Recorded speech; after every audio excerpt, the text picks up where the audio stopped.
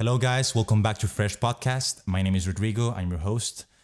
We saw that you liked our first episode, that the reception was pretty good. So now we're doing our second podcast, which will be about sleep.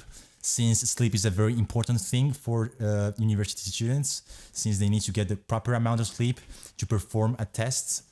I'm here with Louis and Simon, who are both very knowledgeable on this topic, and we'll be talking about sleep and how to improve your sleeping habits with me today.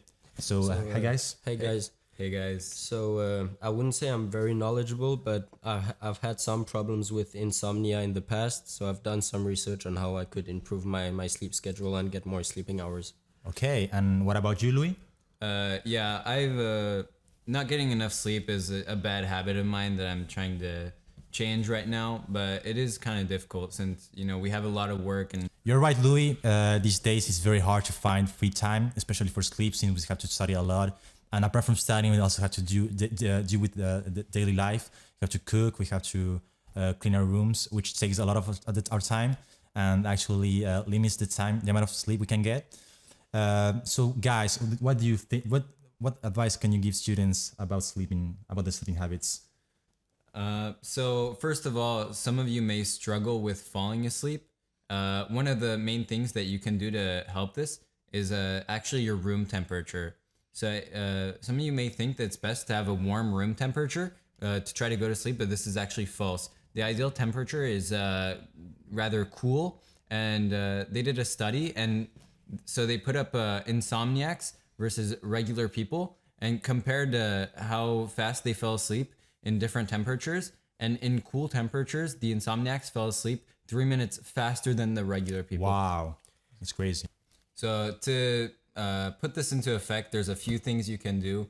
If you're not able to directly control your room temperature, you can, for example, take a hot or warm shower before, and your body will rapidly cool down. So if you go to sleep about 30 minutes after doing that, you'll sleep much better.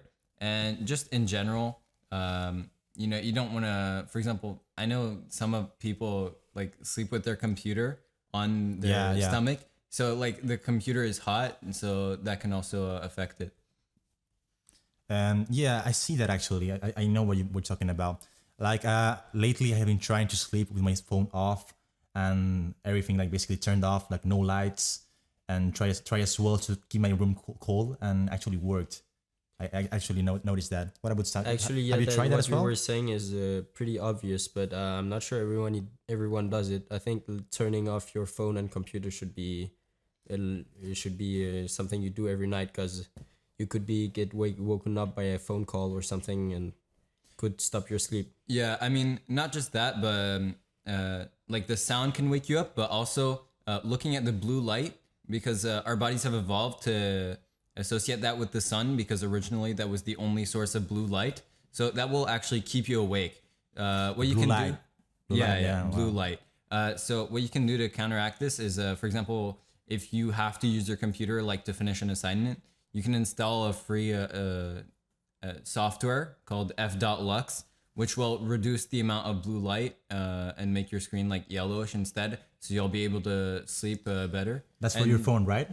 That's for the computer, But some computers have like a night mode, you know? yeah, some computers already have night mode, but usually they just reduce how bright the screen is, so it won't actually help you that much. Well, for instance, at least my computer, if you put night mode on, it turns like yellow, as you said, yellowish, you know.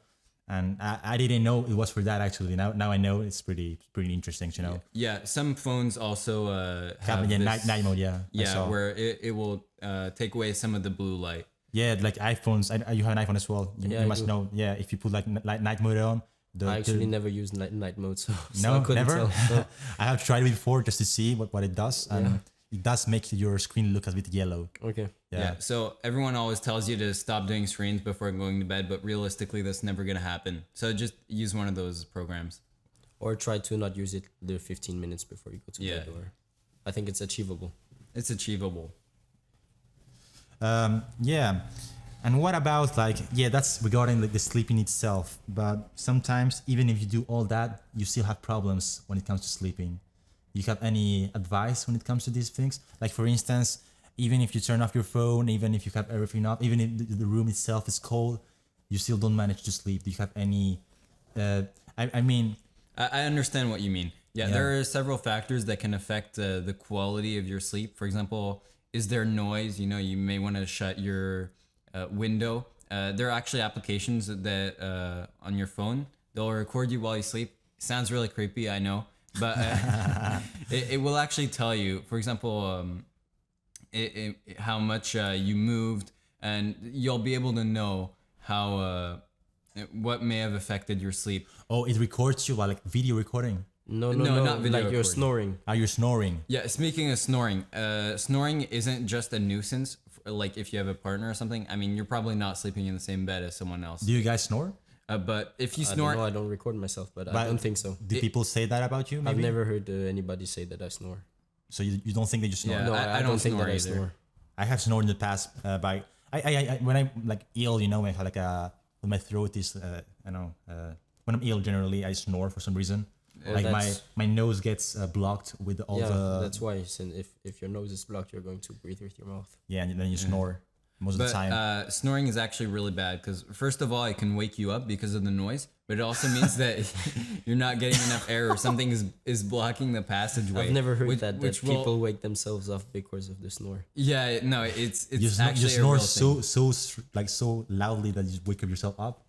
Yeah, I mean, it's possible. And also, just in general, if you're snoring, it means you're having really bad sleep quality. And so, what you need to do to fix this is you need to sleep on your side. But I hear you telling me, like, oh, but I can't just do that because when I'm sleeping, I change position unconsciously. So, if you want to sleep on your side more, if you're suffering with snoring, basically, you can sleep without a pillow, and then it'll be more uncomfortable to sleep on your back, which is one of the things that causes snoring.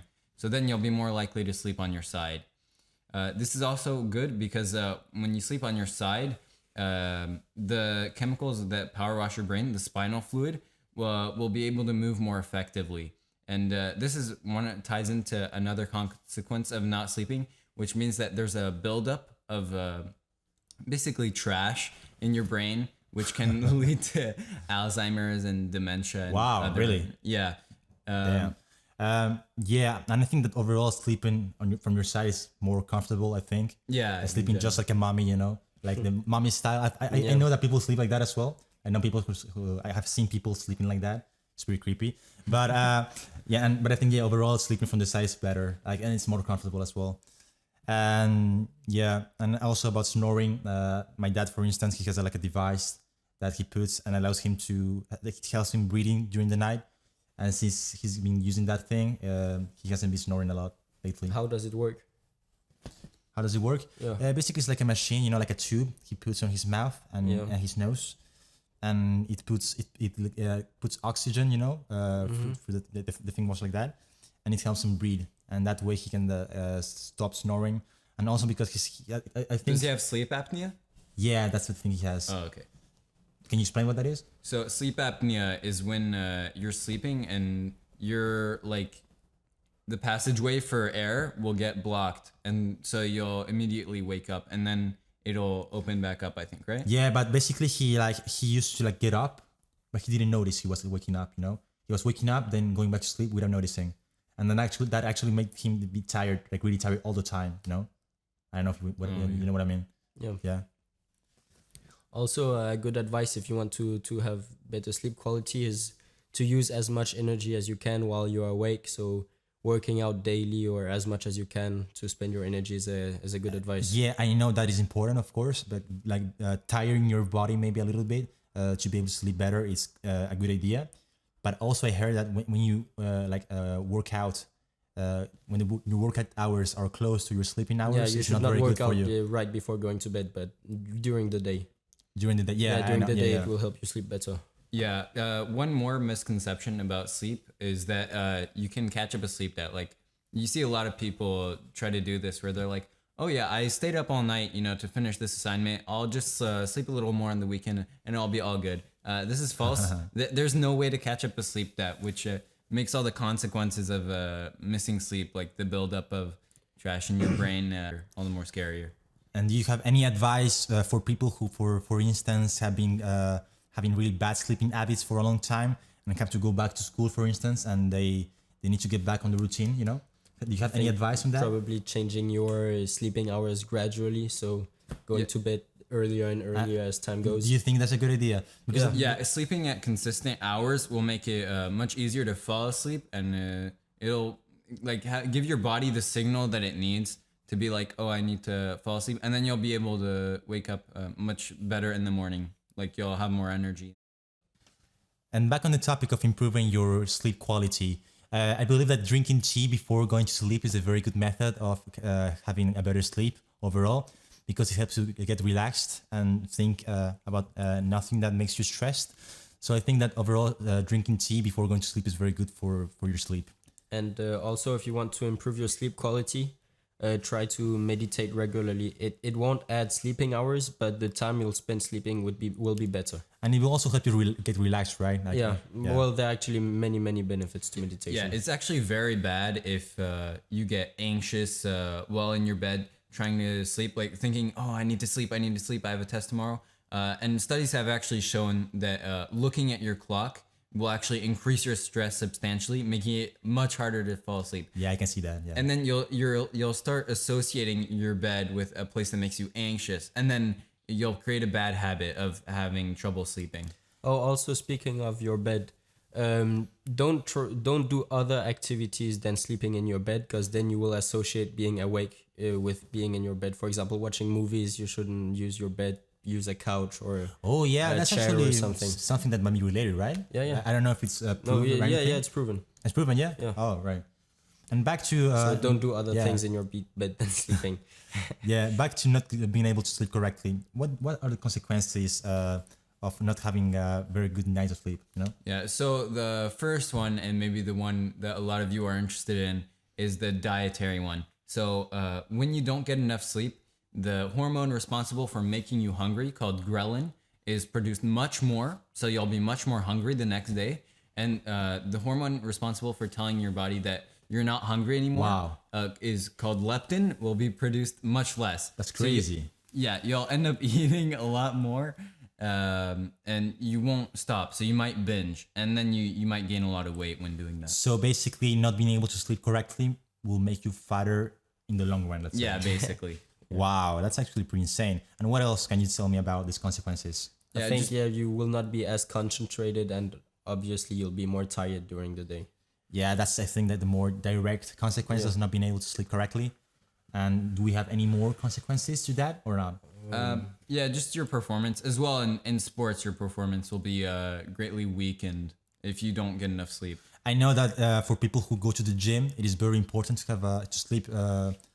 To have at least, let's say, 7 to 8 hours, right? 7 to 8 hours. I think that's the ideal for our age group. Because you won't build as much muscle that way, and also your performance will be reduced. So you'll lift like lighter weights, and so you know that even if you're not very related to university, if you go into the gym, it is also very important to sleep well. Yeah. Yeah, I mean, sleep is always important, no matter who you are or what you're doing. Okay, so I think that maybe we can wrap this thing up already. I don't have anything to add. Yeah, I had something, but I forgot. Oh, so you forgot. Is that related? It'll come back in like. Is that related to lack of sleep? Yeah. Yeah. So thanks for listening, guys. As always, you can follow us on our social media, on our Instagram, which is fresh.podcast.